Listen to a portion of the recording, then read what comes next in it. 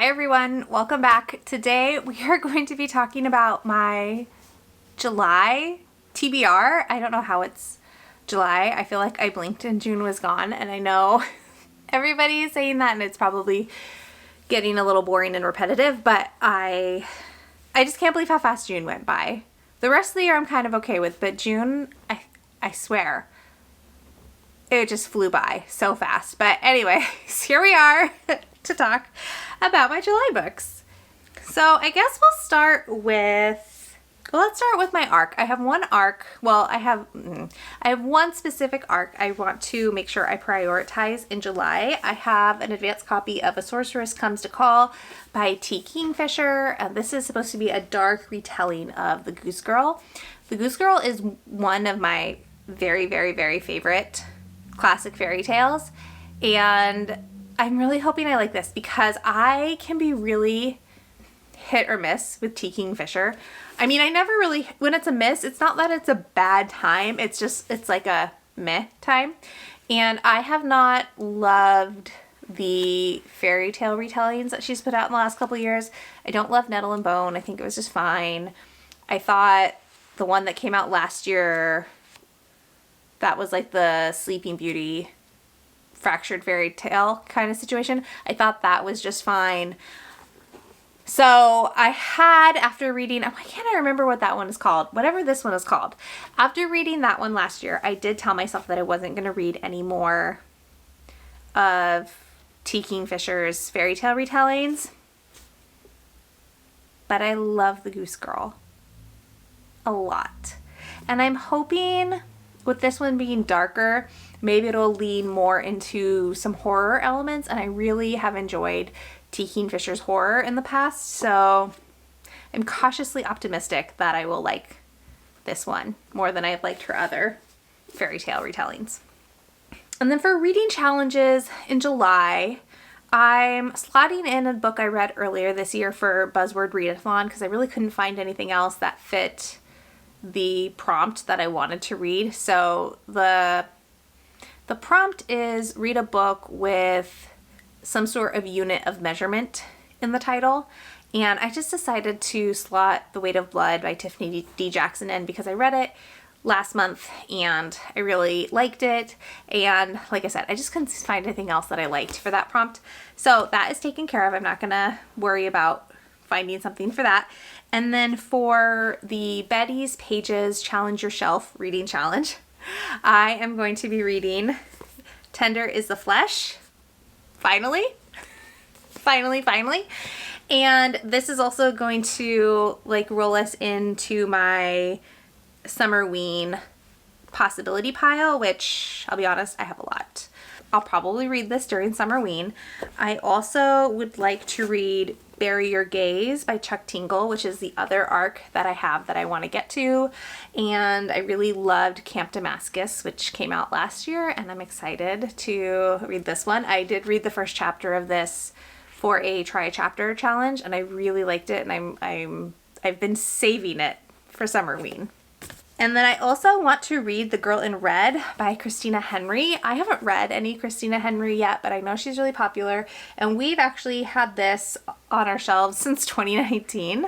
I got this back when I worked as a bookseller because at the time I wasn't a horror reader, but my husband has always been a horror reader. So he's read this already. And I think this is a pandemic type book, even though she wrote it before the pandemic.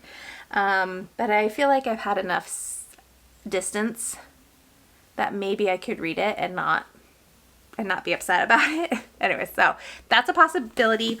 I also would like to read Hell Followed With Us by Andrew Joseph White. This is a YA horror that I have heard really, really good things about, and I really want to read from this author because I've also had my eye on The Spirit Bears Its Teeth, which is his other book, his most recent release, I think. Though I think he has another one coming out this fall, so I really need to get on it.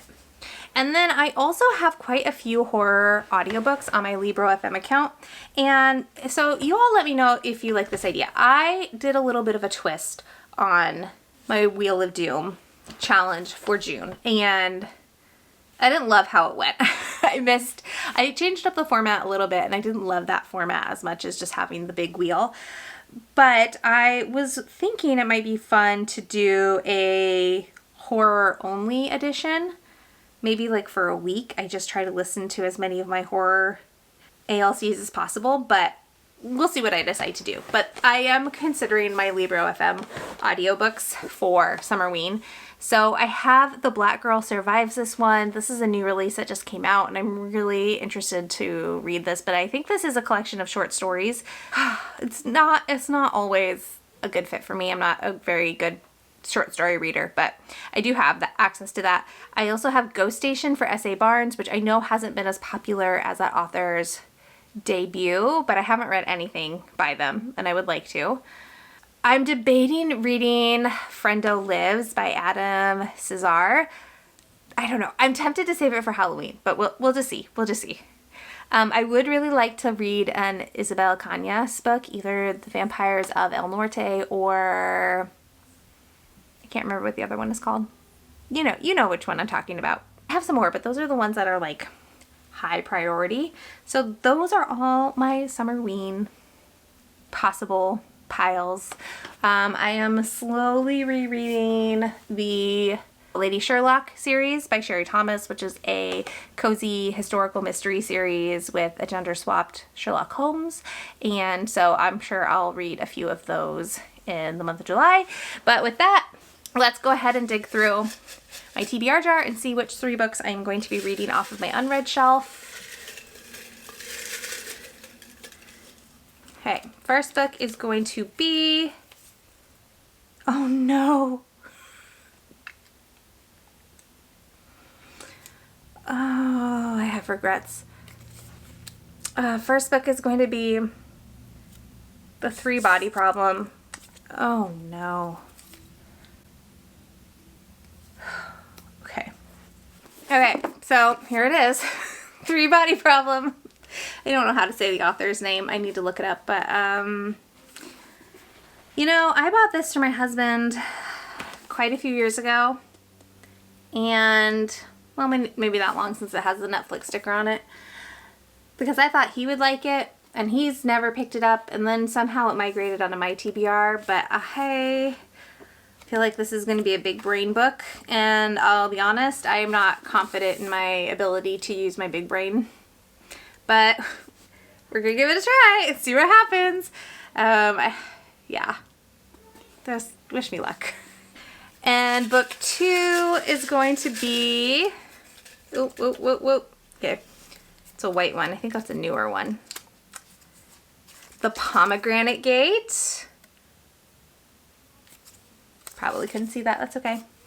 And The Pomegranate Gate by Ariel Kaplan. So the only person I've really heard talk about this is Becca. She's the one who put it on my radar, because shortly after she read it in a vlog, my friend, who is a bookseller, had a bunch of ARCs that the bookstore was going to be recycling, and so she brought a bunch to let me go through, and I saw this and I recognized it because of Becca, and I snagged it, but I have not obviously read it yet.